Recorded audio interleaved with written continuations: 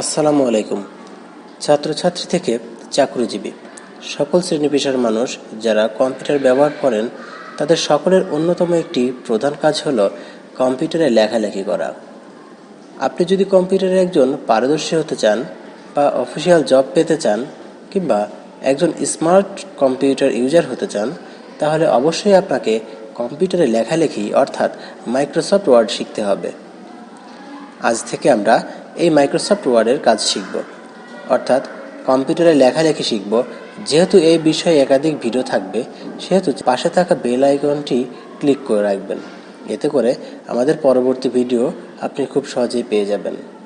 তো চলুন কথা না বাড়িয়ে আমাদের শুরু করছি আজকের টিউটোরিয়াল। প্রথমে আমাদের মাইক্রোসফট ওয়ার্ড সফটওয়্যারটি ওপেন করতে হবে। তো আমি আমার মাইক্রোসফট ওয়ার্ডটি ওপেন করছি।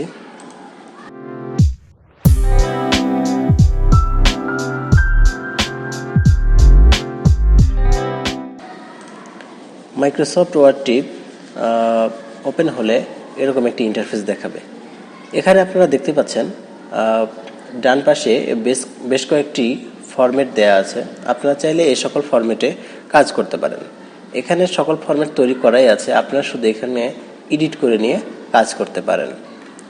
আমি যেহেতু শুরু থেকে আপনাদের শেখাতে যাচ্ছি, তো তাই আমি প্রথমে ব্ল্যাঙ্ক ডকুমেন্টটা আমি ওপেন করব। ব্ল্যাঙ্ক ডকুমেন্টটি ওপেন করার পরে ব্ল্যাঙ্ক ডকুমেন্টটি এমন দেখাবে। এই পাশে বলে রাখা ভালো, আমাদের যে পেজটি আছে এই পেজটির ডানে বামে উপরে নিচে কতটুকু জায়গা থাকবে সেটা ভালো মতো খেয়াল করার জন্য আমাদের এই ভিউ অপশনে গিয়ে রুলারে ক্লিক করে রাখতে হবে। রুলারে ক্লিক করলে আমাদের উপরে এরকম দেখাবে, অর্থাৎ উপরে একটি স্কেল দেখাবে। সেখান থেকে আপনারা খুব সহজেই পেজের ডান পাশে বাম পাশে কতটুকু অংশ আছে এগুলো আপনারা দেখে নিতে পারেন। তো প্রথমেই আমি ফাইলের কাজ দিয়ে শুরু করতে যাচ্ছি। তো প্রথমে আমি এখানে আগে কিছু একটি লিখে রাখি।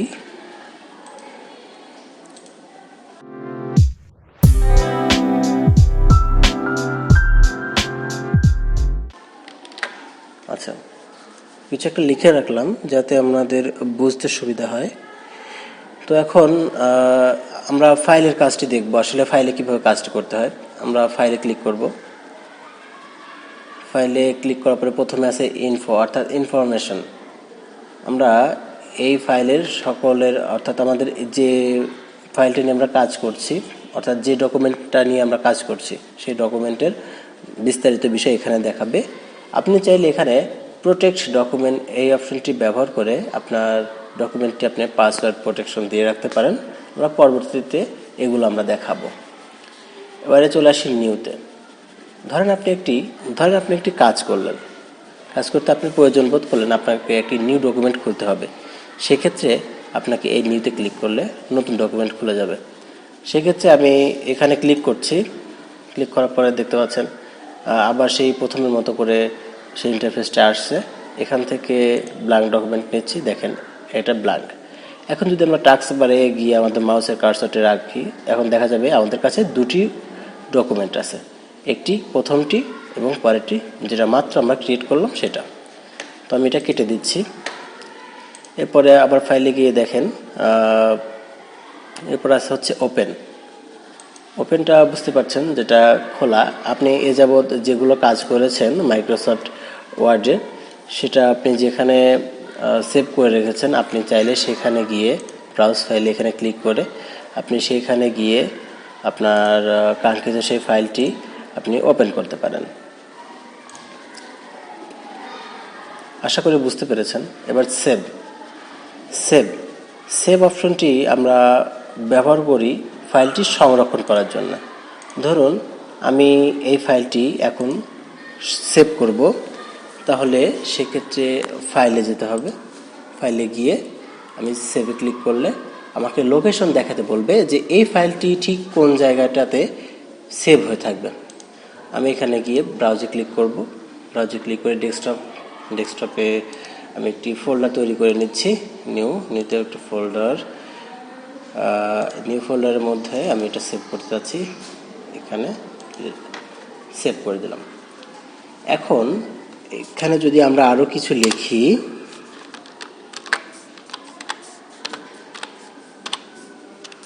লেখার পরে এখন যদি আবার সেভে ক্লিক করি, তাহলে কিন্তু নতুন করে আবার আমাকে ফাইল বা ফোল্ডার দেখাতে হবে না যে এই ফাইলটি কোথায় সেভ হবে, কারণ আমরা প্রথমেই তো আমরা দেখাই দিয়েছি যে আমরা ফাইলটি এই জায়গায় সেভ হবে। এখন শুধু সেভে ক্লিক করব, অটোমেটিক আমাদের সেই ফাইলটি সেই অবস্থায় গিয়ে সেভ হয়ে থাকবে। এটা হচ্ছে সেভের কাজ। এখানে আপনারা চাইলে আরও অনেক কিছু লিখে শুধু কন্ট্রোল-S চাপ দিবেন, দেখবেন ফাইলটি ঠিক যে জায়গাতে আমরা প্রথমবার সেভ করছি সেখান থেকেই ফাইলটি আমাদের সেভ হয়ে থাকবে। এরপরে আবার ফাইলে যাচ্ছি, এবার সেভ অ্যাজ। ধরুন আমি যে ফাইলটি যেখানে আমি সেভ করে রেখেছি, আমি চাচ্ছি যে ওইখান থেকে আমি আর ওইখানে যেটা আছে ওটা থাকবে, ওটা থাকার পরেও আমি এটা চাচ্ছি অন্য জায়গাটাতে আবারও সেভ হয়ে থাকবে। সেক্ষেত্রে আমাকে এই সেভ অ্যাজ অপশনটি ব্যবহার করতে হবে। আমি চাইলে সেভ অ্যাজ অপশনটি ব্যবহার করে একই ফোল্ডারে ভিন্ন নামে আমি একই ফোল্ডারে ভিন্ন নামে ফাইল দুটি রাখতে পারি। আমি যাচ্ছি আবার ব্রাউজারে, আমরা ঠিক ডেস্কটপে যেখানে রেখেছিলাম, ডেস্কটপ, নিউ ফোল্ডার, আগের যেটা ফাইল, এখন যদি এখানে আমি ভিন্ন নাম দেই, এখন যদি আমরা সেই ফোল্ডারে আমরা একটু দেখাই আসলে কেমন দেখায় এই সেই ফোল্ডার, দেখুন সেভ অ্যাজ দিয়ে ভিন্ন নামে আমরা কিন্তু দুটি ফাইল আমরা সেভ করে ফেলেছি। আমরা চাইলে এই সেভ অ্যাজ অপশনটি ব্যবহার করে এই ফাইলটি আবার অন্য আমাদের কম্পিউটারের অন্য যে কোনো আমরা ফোল্ডারে আমরা বা ড্রাইভে আমরা রাখতে পারি। তো এটা ছিল হচ্ছে সেভ এবং সেভ অ্যাসের কাজ। সেভ এবং সেভ অ্যাসের কাজটা আপনারা আশা করি বুঝতে পেরেছেন। এবার সেই প্রিন্টের কাজ। প্রিন্ট মানে বুঝতেই পারছেন, যে কোনো ডকুমেন্টে আপনি লেখালেখি করবেন, লেখালেখির পরে সেটা প্রিন্ট করার জন্য এটা হচ্ছে সেই অপশনটা। তো প্রিন্ট অপশনটি আপনি ব্যবহার করার জন্য আপনাকে প্রথমে এখানে ক্লিক করতে হবে। এরপরে এখানে আপনাকে একটা কথা বলে রাখা ভালো, আপনার কম্পিউটারের সঙ্গে কোনো প্রিন্টার যদি সংযুক্ত থাকে এবং সেই প্রিন্টারের সফটওয়্যারটা যদি ইনস্টল করা থাকে, তবেই এখানে আপনার সেই প্রিন্টারটা দেখাবে, অন্যথায় দেখাবে না বা আপনি প্রিন্ট করতে পারবেন না। প্রিন্টার না থাকলে কি করে বা প্রিন্ট করবেন, সোজা হিসাব। তো এটা না থাকলেও এখানে Microsoft XP document writer, Microsoft print two PDF, send to note 16, এই সকল অপশানগুলো থাকবে। কিন্তু এইগুলো দিয়ে তো আর প্রিন্ট করা যাবে না। এগুলো দিয়ে প্রিন্ট করা যাবে না বলতে তাহলে এটা কেন দিয়েছে? এটা নিশ্চয়ই কাজ আছে। সেটা হচ্ছে এইখানে আপনি ক্লিক করে আপনার মাইক্রোসফট টু পিডিএফ, অর্থাৎ এইখান থেকে আপনি চাইলে আপনি যেটা লিখেছেন এটা আপনি পিডিএফ ফাইলে আপনি রূপান্তরিত করতে পারবেন। আর অন্য বিষয়টা দেখেন, এখানে আছে হচ্ছে Microsoft XPS document writer ready. দেখেন এটাতে ক্লিক করলে পরে মাইক্রোসফট এক্সপিএস ডকুমেন্ট রাইটার সেখানে চলে যাবে। তো এই ছিল প্রিন্টের অবস্থা। আপনার প্রিন্টার ইনস্টল করে আপনারা এখান থেকে চাইলে আপনাদের ডকুমেন্টটা আপনি প্রিন্ট করে নিতে পারেন। এরপর আছে শেয়ার মানে বুঝতে পারছেন, এক জায়গা থেকে অন্য জায়গায় শেয়ার করা বা ভাগাভাগি করে নেওয়া বা ফাইল ট্রান্সফার করা। তো শেয়ার এখানে ক্লিক করে আমরা এটা ইমেইল বা অন্য যে ইয়াগুলো আছে আমরা সেখানে আমরা শেয়ার করে দিতে পারি। এবার হচ্ছে এক্সপোর্টটা মানে হচ্ছে রপ্তানি, আমরা জানি এক্সপোর্ট শব্দের অর্থ রপ্তানি। এক্সপোর্ট এখানে ক্লিক করে আমরা দেখেন চাইলে আমরা এই যে ফাইলটা, আমরা এই ফাইলটা যদি সেভ করি, এই যে আমরা ফাইলটা যেরকম দেখাই আপনাদের, এই যে আমরা ফাইলটা যদি সেভ করেছি, এটার যদি আমি ফাইল এক্সটেনশনটা যদি দেখাই, রাইট ক্লিক করলাম, প্রপার্টিজ,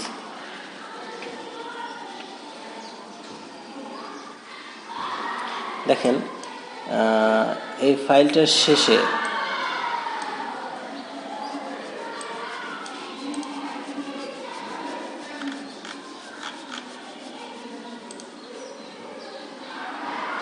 দেখেন এই ফাইলটার টাইপটা আছে হচ্ছে মাইক্রোসফট ওয়ার্ড ডকুমেন্ট। আমরা আমাদের এই অপশনটা, এই এক্সপোর্ট অপশনটা ব্যবহার করে আমরা ফাইলের এক্সটেনশনটা আমরা চেঞ্জ করে দিতে পারি। আমরা পিডিএফ এক্সপিএসে আমরা এটা কনভার্ট করতে পারি। তো এই হচ্ছে এক্সপোর্টের কাজ। এবারে আসি ক্লোজ। ক্লোজ মানে বুঝতে পারছেন, এটা কেটে দেওয়া। এটাতে ক্লিক করলে এটা কেটে যাবে। এটা একটু পরে দেখতেছি কীভাবে কাজ করে। এরপরে দেখেন অ্যাকাউন্ট। অ্যাকাউন্ট অর্থাৎ বুঝতে পারছেন, আপনার একটি যদি মাইক্রোসফট অ্যাকাউন্ট থাকে তাহলে আপনার জন্য এটা প্রযোজ্য, না হলে প্রয়োজন নাই। হচ্ছে অপশন। আপনারা এটা এই অপশনটা ব্যবহার করে, এটা হচ্ছে অপশন, এই অপশনটা ব্যবহার করে আপনার মাইক্রোসফট ওয়ার্ডের বেশ কিছু সেটিংস আপনারা চাইলে পরিবর্তন করে নিতে পারেন, যেরকম অটোকাট বা অটো কারেকশন যে অপশনগুলো আছে এগুলো আপনি চাইলে চেঞ্জ করে নিতে পারেন। অপশনের কাজটা আমরা পরে দেখব। তো অ্যাকাউন্টের কাজ যদি আপনার অ্যাকাউন্ট থাকে তাহলে প্রয়োজন নেই। এরপরে ক্লোজ। এই ক্লোজে ক্লিক করলে মাইক্রোসফট আমাদের যে সফটওয়্যারটা এটা কেটে যাবে। কেটে যাওয়ার পরে আমাদের এই অবস্থায় দেখাবে। আর এখানে চাইলে আপনি এখান থেকে ক্লোজ বাটনে ক্লিক করে কেটে দিতে পারেন। তো আজকের পর্ব আর বাড়াচ্ছি না, কেননা ভিডিওটা লং হয়ে যাচ্ছে। তো আগামী পর্ব দেখার জন্য সবাইকে অগ্রিম আমন্ত্রণ। তো সবাই সে পর্যন্ত ভালো থাকবেন। আসসালামু আলাইকুম।